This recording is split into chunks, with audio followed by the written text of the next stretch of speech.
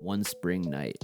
Director An Pan-suk and writer Kim Eun's follow-up drama series to the critically acclaimed Something in the Rain.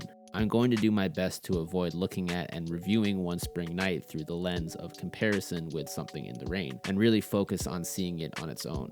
This is one of the reasons I waited so long to do this review. I needed time to mentally separate the experiences. But now I'm back for more, and I gotta say I thoroughly enjoyed being treated to yet another helping of romantic saga epicness. So I'm going to be doing things a bit differently for this review. Since I have a whole lot to say about this show, and because I didn't want this video to be too long, there will be no spoiler-free review this time around. I'm just going to be jumping straight into my analysis. So just to be clear, if you are watching this video right now and have not seen the show, I am sorry, this whole review is going to contain spoilers. Best I can do right now is, this is a great show, I definitely recommend it, definitely go check it out, and of course feel free to come back to this video when you have watched it. And with that being said, welcome to the channel. I hope you enjoy the video, and yeah, let's do this.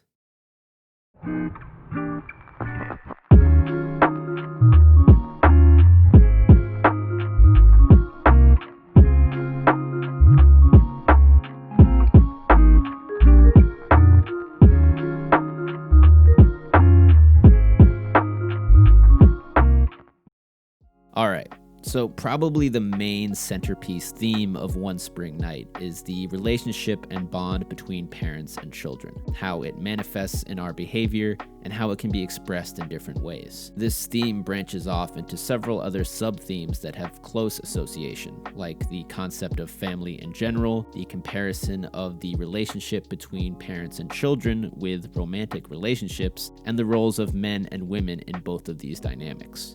One other smaller theme that ties in with the rest is the concept of past and future, and how both affect how we make decisions, and ultimately, of course, affects who we are in general.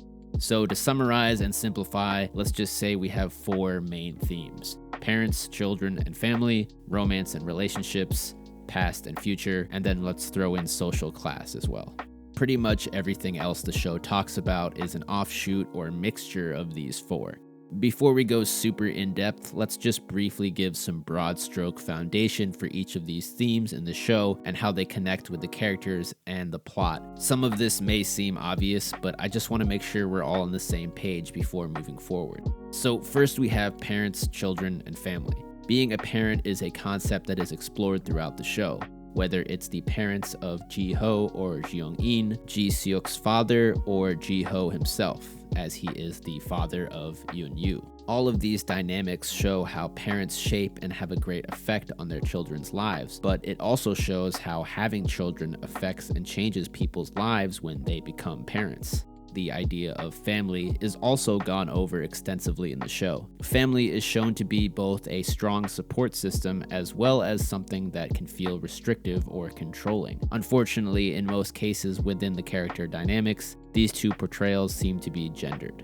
Looking at Jung-in's family, for example, while the father is controlling, overbearing, interested only in his reputation selfishly, old-fashioned in his views on marriage, prone to taking out and projecting his feelings of insecurity resulting from being Ji-seok's dad's bitch onto his family, and so on, the women in the family are all super supportive and stick together and have each other's back. Okay, sorry for rambling on there. Next, romance and relationships. So there's this ongoing connection and comparison made by the show's narrative and by the characters themselves between being a parent and being in a relationship. Mainly, it's things like not living or thinking or acting only for yourself, but for someone else, someone you can put before yourself, to quote Jung-in. And then we've got present and past. So basically, this appears for both the main characters. Ji-ho's past of being abandoned by his baby mama and having to raise Yoon-yu on his own. His struggle to live his own life and allow himself to love again. Then there's Yoon-yu himself, who represents both past and future at the same time, as he is a reminder of Ji-ho's past, but is also the future Ji-ho must be there for and guide as a father. Then we've got Jung-in and her past of, I guess, being more outspoken and bold. She let herself get sucked into her father and society's trajectory of how to live out her life. Find a guy who is well off and climbing the social ladder, date, and then marry him because it's what's supposed to happen. But then she finds Ji-ho, who offers a possible alternate future for her, one where she can fall in love and find her own path on her own terms. This brings to mind our last main theme, which is social class, and this ties in with Jung-in and the path that she was meant to go down, one she decides to break free from eventually. Remember, she freely admits to Ji-seok later on in the show that she only got together with him in the first place because of his money and social status, but she learns to leave that behind and find her own happiness, and even apologizes to Ji-seok for that. And then of course we have Ji-ho, who has to deal with the stigma of being a single father, the judgment of others, unwanted pity, and being seen as damaged goods. Alright, I think we've covered the basics, so now let's get into the real juicy stuff. Throughout the entire show, there is this reoccurring shot of characters going up or down the stairwell in the building that Ji-ho and Jung-in's friend live. These shots are from an outside looking in perspective. Staircases or stairs themselves have been used in a symbolic way in film for a very long time. Among other things, they can represent a transition in the plot, a character's development, or a bridge connecting two characters. Just for kicks, I also looked up what stairs mean in dreams and found some cool insight as well. If you pay attention during the show, most always these shots of characters going up or down the stairwell relate to some kind of advancement in the plot, and also in Ji-ho and Jung-in's romance. Let's look at just the first episode. The first stairwell shot we see is Jung-in and her friend from work going up the stairwell to her friend's apartment, where they are going to hang out and drink. This is an event that leads to Jung-in getting really drunk and thus sleeping late, needing a hangover cure, and stopping by at the pharmacy where Ji-ho works the next morning. The scene where she leaves for work and goes to the pharmacy begins with the second stairwell shot. The third stairwell shot shows Ji-ho going to his parents' house and visiting his son, which is a big reveal for the audience, and adds a lot of dimension to Ji-ho's character development. Oh, and let's just throw in Seo-in's stairwell shot as well. There is a shot of her standing still, taking a moment after having to deal with her piece of shit husband, excuse my language. But yeah, this definitely fits the struggling to figure out what to do interpretation of stairs. Okay, after this, Jung-in and Ji-ho meet in the stairwell of her friend's building. This is where she finds out he lives in the same building as her friend, and this space they meet serves as, yes, both a bridge connecting them, a metaphor for the paths of their lives crossing, and a transitional moment where their relationship extends beyond their pharmacy hangover medicine payment encounter. Remember, Jung-in tells him at the pharmacy, "It's not like our paths will cross again." And here, of course, they do, in this metaphorical space of the stairwell. This time we are inside the stairwell with them instead of outside looking in. It's also similar to Seo-in's stairwell scene just before, because now Jung-in is really starting to realize she is attracted to Ji-ho and starting to struggle with what to do about it. There's another shot of Ji-ho when he meets up with Jung-in for the first time at the end of the episode, and yeah, that one's pretty self-explanatory. It shows him literally going towards her, taking the plot forward towards their eventual romance. Then there's another one with Jae-in and Jung-in, right before they go to the game where they will see Ji-ho playing basketball. So we see this stairwell shot used countless times as preludes to these two crossing paths and to their relationship.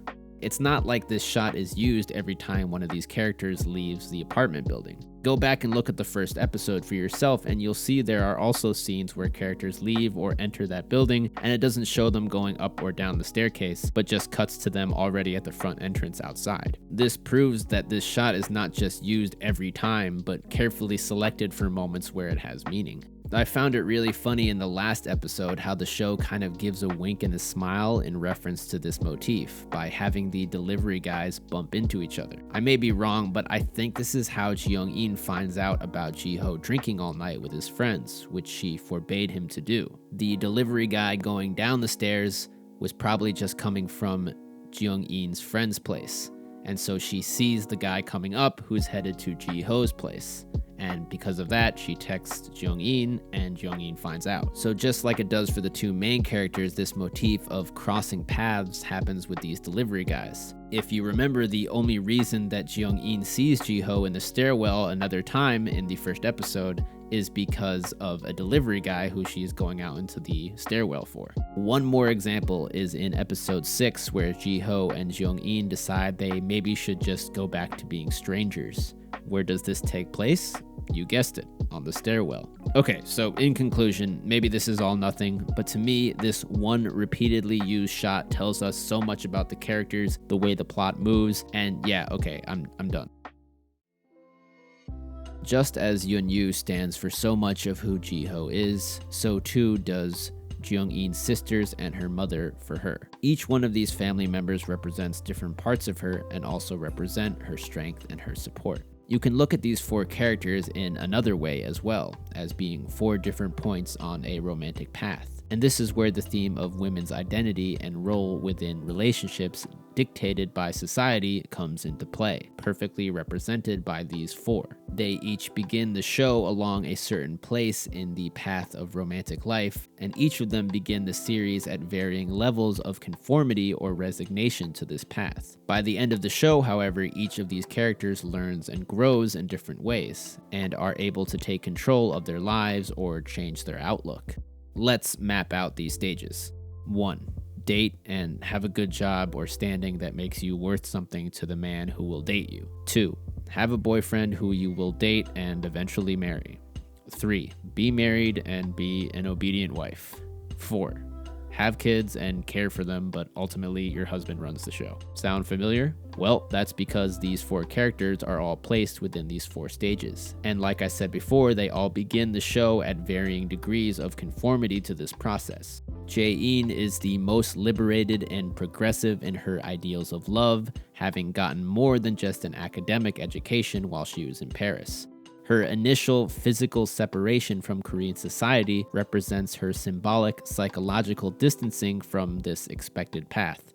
She is the first stage of dating, but even though she is interested in dating, she does so on her own terms. She is the initiator in her relationship with the civil servant guy, and she is the one who dictates the pace. Notice the contrast of her being the most liberated and progressive and free in her ideals of romance, but in society's eyes, she is the least successful. She has no job or place to stay of her own. Next, we have Jung-in, who starts the show having a boyfriend who is, yes, talking about marriage. He is dictating the pace, and everything seems to be happening just because it's what's supposed to happen, not because of any fiery passion to move forward. She begins as conforming to this path, but has a past of being bold and thinking for herself. She isn't far gone from Jae-in's way of thinking, but society and its expectations have gotten to her enough for her to be where she is. She's got a job, but is considered by people like Ji-seok's dad to not really have any talent,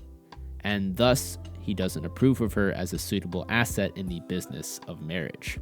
Then we have Seo-in, who is married but obviously really fucking unhappy. Again, we see the contrast between her and Jae-in. While Jae-in is the most unsuccessful in society, no job, no boyfriend, she is the most happy in her state of exploring love and living life. While on the other hand, Seo-in is the most respected in society, has a very impressive, important job, is seen as successful, a woman of worth, but is actually the most unhappy out of any of the sisters. By the way, the symbolic value of Seo-in's job should not go unmentioned. She is a TV news personality and is well known, even famous. This job is the epitome of presenting a public persona, of putting on a front for everyone, which is exactly what she has to do in her marriage and her life, both of which she is extremely unhappy with.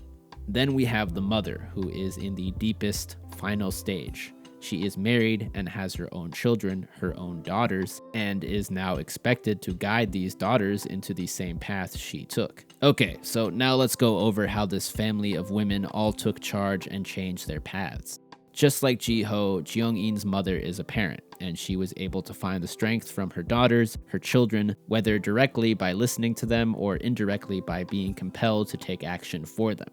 She began the show as, while certainly being nobody's punk, was still conflicted and somewhat bought into the old-fashioned ways that her husband is. Her character has so many great moments, whether it's putting her husband in his place multiple times, sharing emotional moments with her daughters, or straight pulling up on Si-hoon at his job and yoking him the fuck up like a straight-up G. By the end of the show, she has not only fought for her daughters and their happiness countless times, but learned to shake off her own lingering judgmental tendencies, specifically when it comes to Ji-ho. Then we have So-in, who despite being in one of the worst situations in the show, the most sympathetic character in my opinion, who at times I actually cared about more than Jung-in herself, if I'm being honest, is also able to take control of her life and her marriage by, well, putting an end to it. She is deep into this path of marriage, and even though it's a huge deal in the eyes of society, even though it might make others judge her, she is brave enough to go through with it, stand by her own conviction, and tell Si-hoon to fuck off. Notice too that the farther along on this path you are, the more you will be judged and looked down upon if you decide to stray from it. Jung-in is perhaps the most obvious because she is basically the protagonist of the story. She is able to shake off the trajectory of her life, a life with Ji-seok and marriage without love, and find love on her own terms with Ji-ho instead. She finds someone who she is able to put before herself. This was something she had to work towards as the show progressed. Remember the talk they had in episode 7 where she boldly tells Ji-ho she comes first and she doesn't care about him, but he has to wait for her? At this point, she was still trying to separate herself from Ji-seok and her previous ways of thinking. And while it does come off as rather selfish and inconsiderate, it's also something I could completely understand. The show hints at the role of femininity and a woman's place many times, and this is an instance where I think Jung-in really deserved time for herself. I forget who says it, but at one point Jung-in is told that on the outside, to society, it will appear as if she's leaving Ji-seok only to go be with another man, Ji-ho. I would agree that it's definitely part of the reason, even if Jung-in doesn't admit it, but it's also totally true that she has another valid reason, which is to find herself again, her own identity separate from any man, and figure out what she wants. Then finally we have Jae-in, who although is the most liberated in her ideas of dating, romance, and love, also is the youngest of the sisters and still has something to learn herself. The path of romance or women's roles in relationships can also be measured along the degree to which women put themselves first, with complete submission to this path being, well, So-in, who has endured so much all because she's supposed to stay married and supposed to put that construct or ideal of marriage first. On the other end of the spectrum, Jae-in has put herself first almost to a fault. She is so aggressive in her romantic endeavors, it often gets her into trouble. Remember at the end of the show, Jae-in admits to civil servant guy that she actually does learn a lesson in coming back to Korea. Even though she is the one dropping knowledge on all her sisters throughout the show, I think at the same time she learns that it's also important to put others first as well in some cases, and that putting yourself first at all times just isn't the way to go about things. She learns some patience and how to consider her partner more, and we can see that with civil servant guy. Even though it may not be direct instruction, I think Jae-in really learned a lot from watching Ji-ho and Jung-in's story play out, seeing how far they've come and how they managed to get there. In fact, you could argue that all of the other 3 women learn from Jung-in and Ji-ho's story, while at the same time Jung-in learns from them. Ji-ho as a parent is already capable of putting someone else before him, while Jung-in is already capable of putting herself first, and each learns from the other.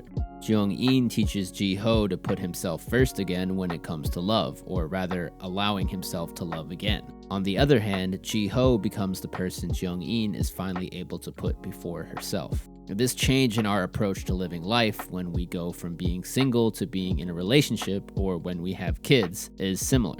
It is a shift from thinking only of yourself to having to think about someone else and their happiness and well-being. Now, these 2 changes in life are also different, of course. Having a child is a much greater shift, and this is why Ji-ho had to learn to love again.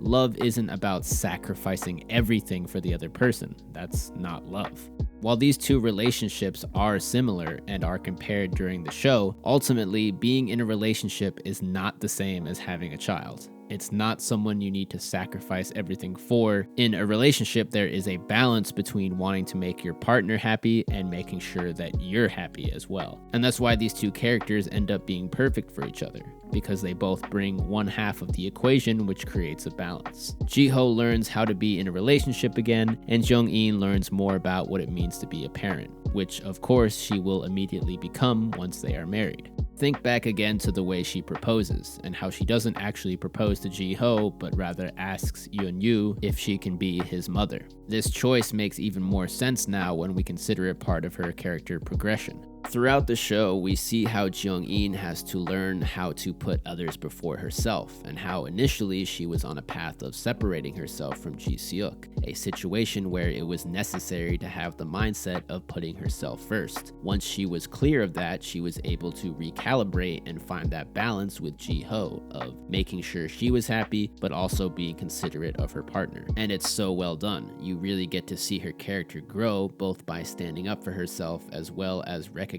and owning up to her mistakes. There's so many other instances referencing this theme of parenting and what it means. For example, think about the circumstance of Ji-ho being a parent. He feels the need to care for his son, even if it means depriving himself of his own romantic future, whereas his mother and father both encourage him to get back out there and find someone so he can be happy, because he is their son. Parenting of a parent. I just want to touch on one more motif that I found to be very interesting, and that is the dinosaurs.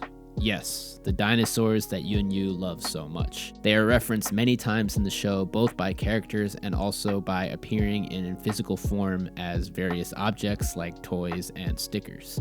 What do we know about dinosaurs?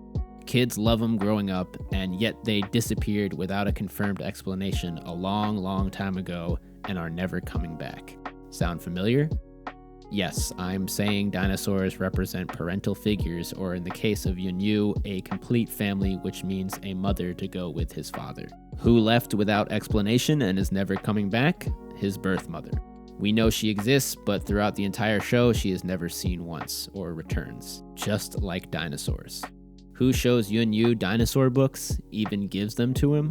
Who does Yeon-yu eventually give a dinosaur sticker to? Yup.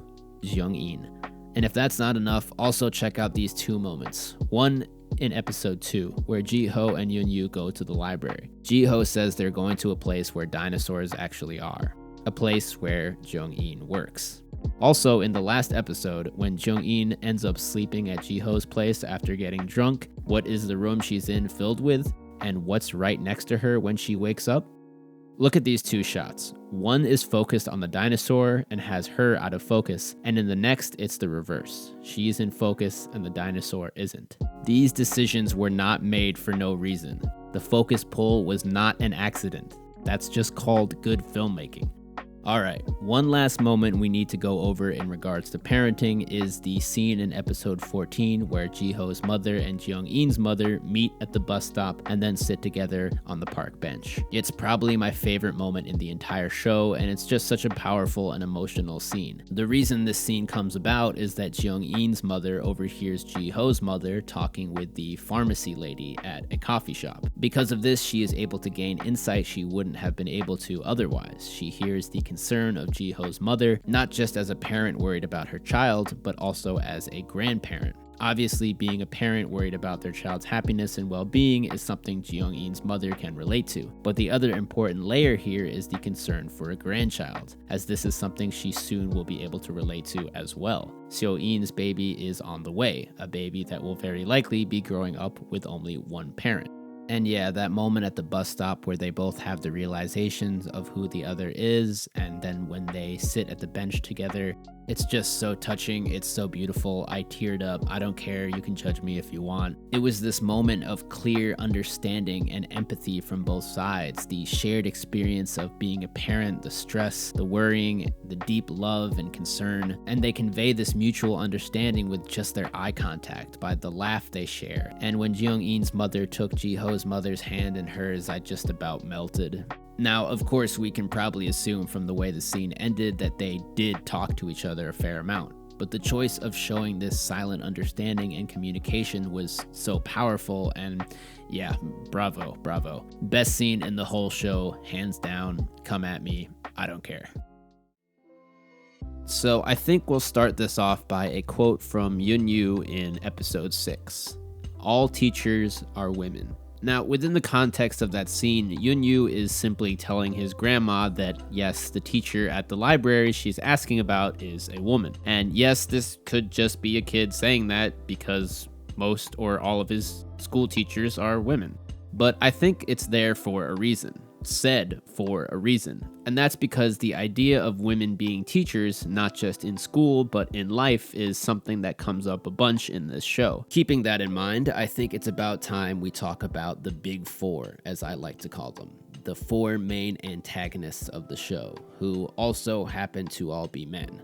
Real quick, just to be clear, I'm talking about Ji-seok's dad, Jung-in's dad, and Si-hoon. Now, of course, just because the main antagonists of the show are all men doesn't mean the show is saying all men are bad. Our main male character, Ji-ho, is a great guy, I think we can all agree. And also, let's not forget Ji-ho's father, who is probably the most understanding and supportive parent right from the get-go. There are also those ancillary characters like civil servant guy, that friend whose only job by the end of the show is to just feel awkward around Ji-seok. And yeah, they're good guys, right?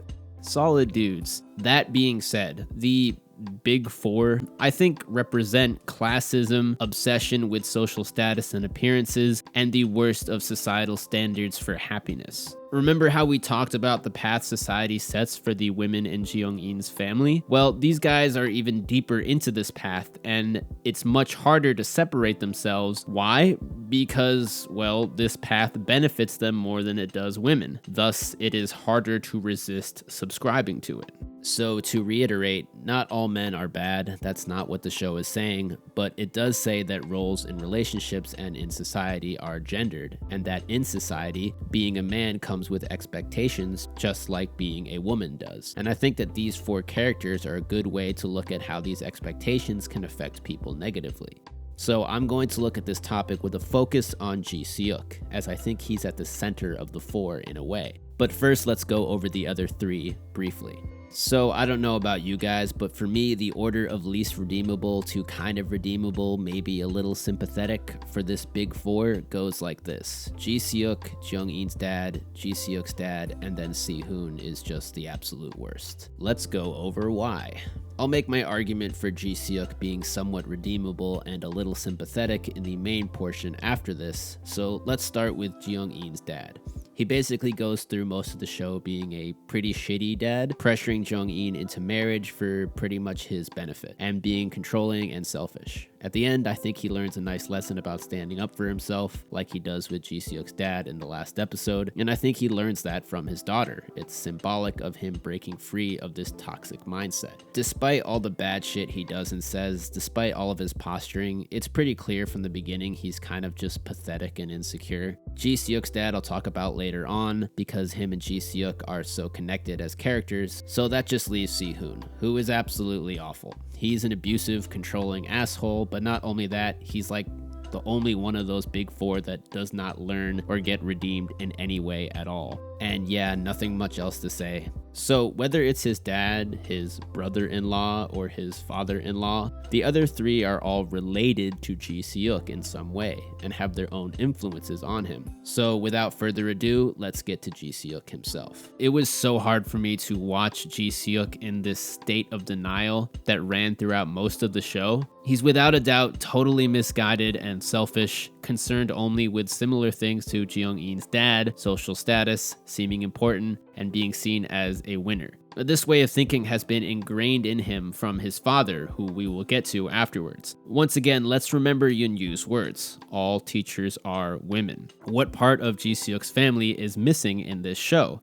His mother. He has nobody to teach him about women, how to treat them, and what their actual value is in a relationship. Ji-seok only knows what he has been taught by his dad and society. From the few references we get, it seems like Ji-seok used to be in a band, used to not be focused on status, and all of those things that have turned him into what he is now. He very well could have been a great guy back then, but he lost his way. And now he is left only with his dad's acceptance to strive towards, without his mother in the picture. Think about how Ji-seok's family structure is greatly contrasted by Jung-in or Ji-ho, who both have families who support them. This idea of family as a support system and mothers/women being teachers is also interesting to think about for Si-hoon's character. Interesting that the worst and most unredeemable character is the least connected to any kind of parental figure.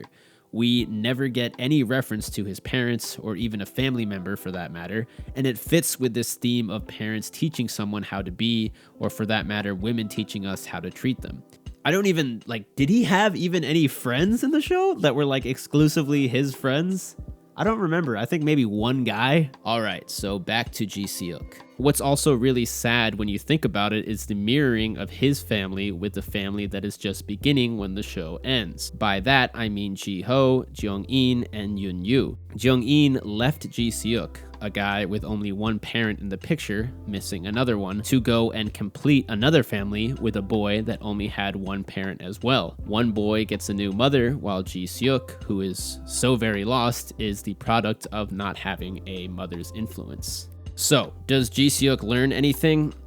I think he does. Throughout this saga between him, Jung-in, and Ji-ho, despite the truly amazing levels his denial reaches, which results in some pretty ridiculous acts, such as proposing to Jung-in after she already broke up with him and literally telling her what she thinks doesn't even matter, or freely admitting that he doesn't even really love Jung-in but just doesn't want to lose to a guy like Ji-ho, and of course countless other examples. Even so, during all of this, he is repeatedly schooled by Jung-in and Ji-ho. They are both patient with him, they tell him the hard truths, and despite him pretty much being the enemy, the antagonist of the show, they are always willing to hear him out when he calls and meet up with him. Think back to the mirroring of Yun-yu and Ji-seok as boys without a mom. Kind of funny how Ji-ho and Jung-in end up being like parents to him in a way, teaching him and trying to be understanding of him. Alright, so obviously the cause of Ji-seok's misguided life, or at least a big part of it, let's say, is his father. So let's talk about him quick. He is the champion of the school of thought Ji-seok, Jung-in's dad, and Si-hoon subscribe to. Marriage is a business. This is a quote that he says early on in the show, and it's this mantra that's echoed by everyone else in the Big Four. Jung-in's dad pushes her to get married for business, for the benefit of his career. Ji-seok literally approaches marrying Jung-in as if he's closing a business deal, and Si-hoon does the same thing with his marriage. Ji-seok and Si-hoon literally meet up just to discuss business involving their girlfriends/wives and how they can manipulate them for their benefit. That being said, it always seems that Ji-seok is a student and Si-hoon is a teacher or big brother, and it's a further construction of Ji-seok being surrounded by negative influence from this surrogate family, brother-in-law, father-in-law, and actual father. Remember the scene which is Si-hoon's last scene and Ji-seok's second to last, I believe, where they run into each other at that restaurant and Si-hoon is still trying to come up with some scheme for both Ji-seok and him to save their relationships, but really it's their status or reputations. The plan is absolutely pathetic, by the way. He asks Ji-seok for his opinion, but Ji-seok just says, "No thanks, I'm out." Here's a look at the end of that scene. And this shot nicely represents Ji-seok finally being the bigger man and walking away. This is why it's a great scene for Ji-seok, because although he was with it before, he's done now, he's had enough, and yeah, good for him. Another tragically ironic way Ji-seok is messed up by his dad is his dad's own character arc. Let me explain. Ji-seok's dad in the beginning of the show is essentially a villain figure. He's a bully to Jung-in's dad, and he disapproves of Jung-in, our main character. Then Jung-in finally meets Ji-seok's dad and ends up gaining his respect and even admiration for how bold, smart, and just alpha she is. Basically all the things he thinks his son lacks. I really like the detail of how the only other female character we really ever see Ji-seok's dad interact with is his maid, who basically has the role of waiting on him and serving him and doing what he says. Very telling about his character, I'd say. But back to Ji-seok. So he goes from having a girlfriend who isn't good enough for his father's standards and being a disappointment because of that, to having a girlfriend who is too good for him and that he can't get to marry him and being a disappointment for that. His dad says stuff like, "That type of woman takes a lot of work," as if she's not a person but merely a harder business deal to close than usual, a prized asset. So now Ji-seok is stuck trying to close this business deal his father challenged him to. A woman he doesn't even really love, but he just has to win over because he has to beat Ji-ho, and because he can't seem like a loser. So is he fully redeemed? Probably not. But we do finally get a text from him at the end saying sorry for everything. And that's a big step in my opinion. His last scene shows him meeting a new girl his father set him up with. He's still talking about wanting to get married and commenting that the girl seems capable, but you can kind of just tell from the look in his eyes that he's a little wiser now, a little more humble, and maybe a little more cautious. The girl asks him about his relationship and then offers him this advice: a past you're not happy with can't help your future in any way.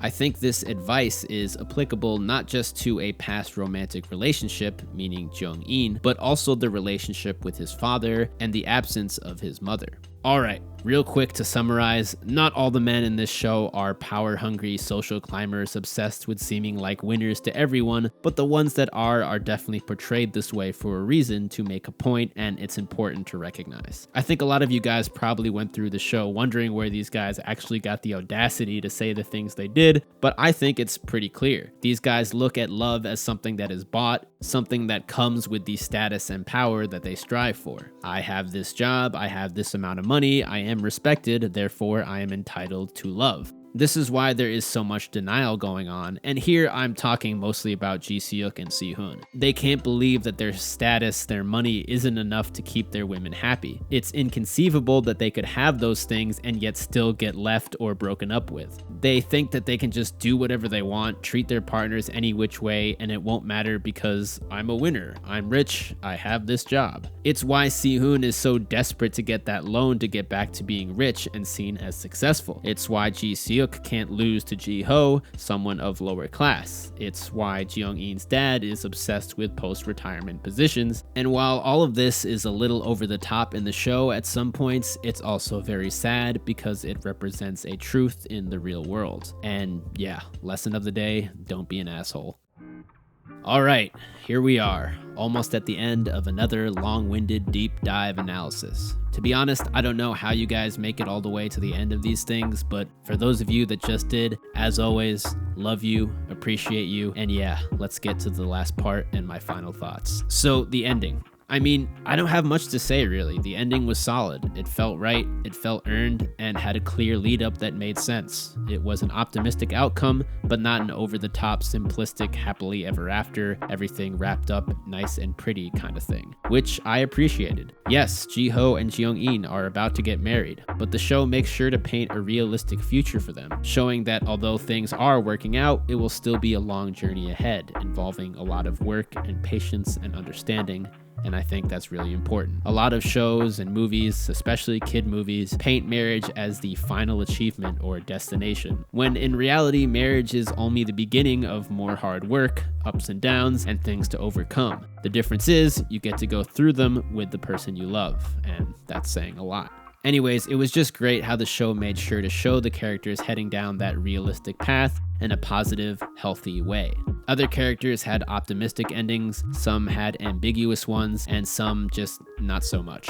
So to sum it up, I liked the ending, it was fine with me, and yeah, no complaints here. Any that I do have would be small ones, like for instance the fact that although without a doubt Ji-ho came out the winner in his duel with Ji-seok, the fact remains that Ji-seok hit Ji-ho with the nastiest crossover and like took his ankles in one of the basketball scenes. Why is no one talking about this? The crowd should have went crazy when this happened. Could we have at least gotten a 1-second reaction shot? No reaction at all. Really? Nothing? Like no one had anything to say about that? Say what you will about Ji-seok, but he will forever be a legend in my eyes just because of that crossover. But all jokes aside, I really did enjoy this show. I think it told a great story, gave us some great characters, and made a lot of interesting statements about important issues in society and romantic relationships and family relationships. Be sure to let me know what you thought about the show in the comments, share your own observations or analysis, correct me where I may have made a mistake,